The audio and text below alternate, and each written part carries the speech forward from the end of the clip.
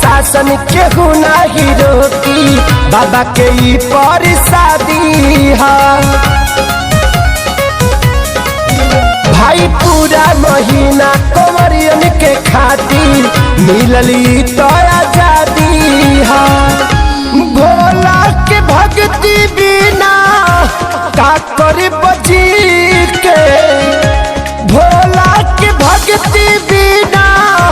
का करे बजी के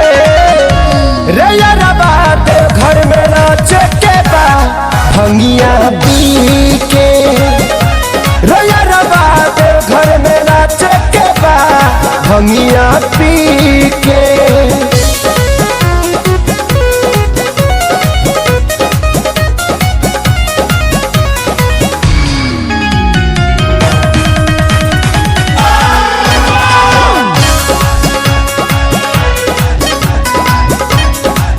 सोनू श्याम देहाती पर नवशीष और आजाद खेसारी हो,